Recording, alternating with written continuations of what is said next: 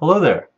I'm David Kennedy Bird, the rector at Foundations Collegium, and we're about to embark on our second in a series of little talks on the importance of unity in education.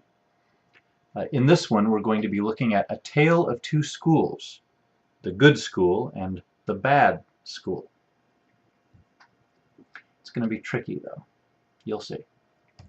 First, let's introduce school number one, the bad school. And this school is not just bad, it's a nightmare. There's drugs, there's alcohol, there's violence in the hallways, there's sexual assault, there's promiscuity, it's widespread.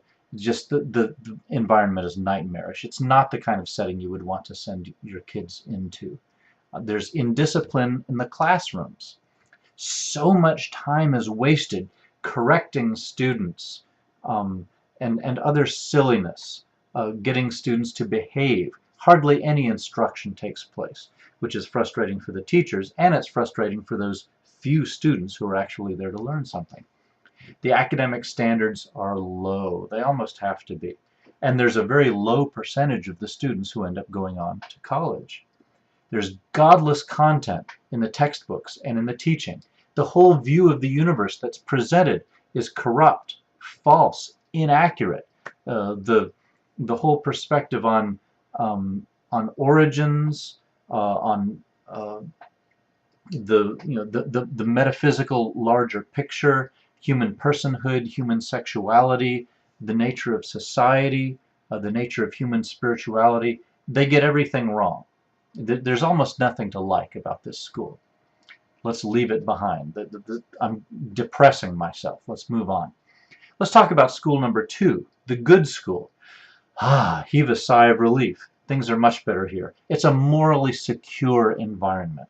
None of the promiscuity and drug use and assault and just knifings and all the terrifying stuff that goes on at the other schools. Smoking in the boys' room, that kind of thing. The classroom situations are efficient and disciplined. There is instruction going on. Lots of it. The students are actually learning something. The academic standards are high. There's an impressive track record of high SAT scores, ACT scores. The students do well on their achievement tests. A high percentage of the students end up going to college. There's good content in the textbooks and in the classroom teaching. Basically, what's being purveyed is a sound, accurate understanding of the universe, human reality, the way everything works and fits together. The students are getting a pretty good sense of how reality works. Maybe there's even Bible teaching. Maybe there is a daily chapel service. Maybe classes are opened with prayer. Lots of goodies like that. So I may have given you the impression that these two schools, have almost nothing in common. They are diametrically opposite. And yet, here comes the punchline.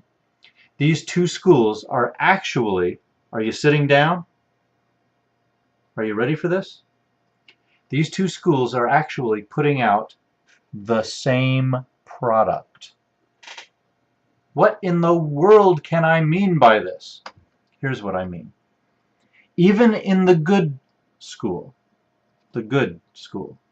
what the students are getting is an incoherent hash of disconnected information. They are being taught various subjects that are not related to each other. The student spends 50 minutes in this classroom learning this subject, and then a bell rings, and then a few minutes later he's down the hall in another classroom studying another subject that isn't connected in any obvious way to the subject that he was studying 15 minutes earlier. And he keeps repeating that experience throughout the school day, entering another classroom presided over by another teacher who is teaching from a different perspective than the teacher an hour earlier, a different body of subject matter, and none of it connects, none of it forms a larger picture. And at no point does anybody even explain to the student that he should be forming a larger picture. He has no reason to believe that a larger picture is even a goal. And he can go through his entire academic career, graduate from high school with straight A's, honor student, smart kid, did well in his studies, without having the faintest idea what reality is really all about, how it all fits together. I mean, he may have acquired some good theology, and there's a great deal to be said for that.